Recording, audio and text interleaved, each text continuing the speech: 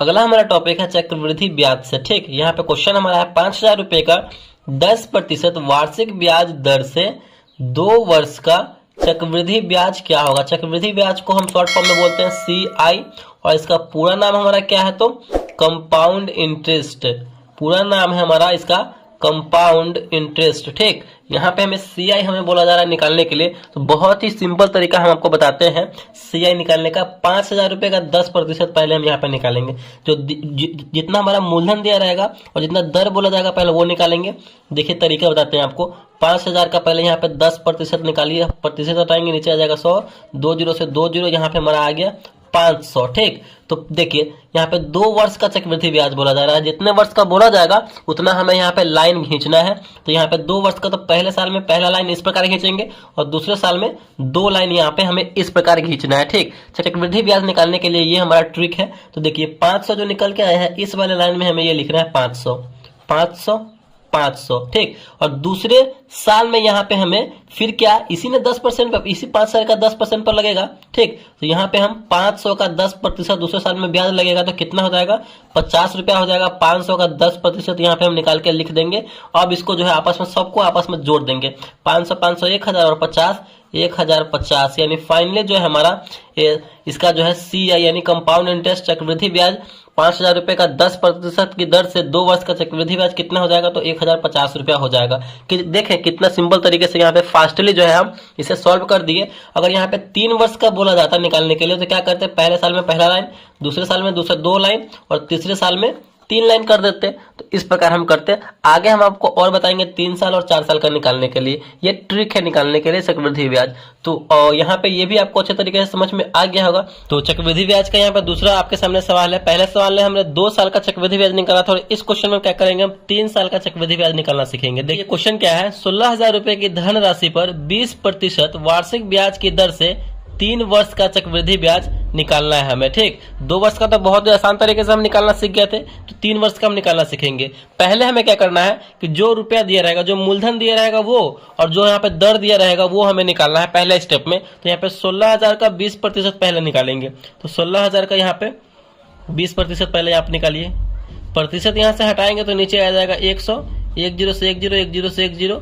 16,000 का 20% करने के बाद यहाँ पे क्या आ जाएगा, 16 में 2 से गुना करेंगे तो 16 दूना 3200।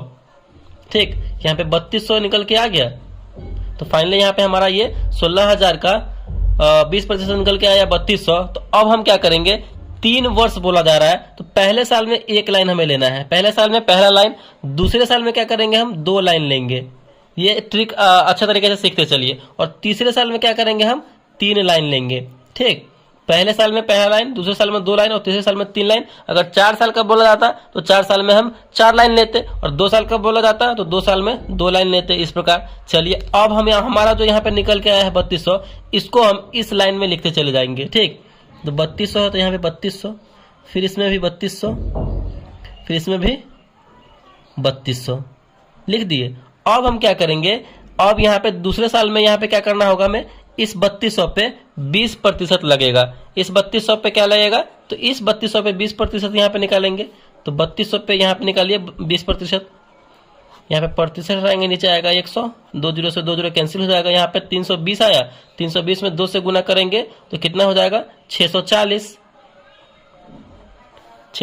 हुआ। और यहाँ पे 640 जो है इसको 2 गुना करके हम इस वाले लाइन में लिखेंगे। ये आपको स्टेप याद रखना है कि इस वाले लाइन में जो ऊपर में लिखा रहेगा उसका 2 गुना हम करते करते यहाँ पे लिखते चले जाएंगे। 2 गुना इसका करेंगे तो क्या हो जाएगा, 1280 हो जाएगा कि नहीं। 640 का 2 गुना 1280, यानी पहाड़े के तरह हमें इसमें लिखते चलना है 2 गुना करते करते इस वाले लाइन में। ये आपको स्टेप याद रखना है। अब तीसरे साल में यहाँ पे हम आए हैं तो तीसरे साल में इस पे जो है 640 पे क्या निकलेगा, तो 20% निकलेगा।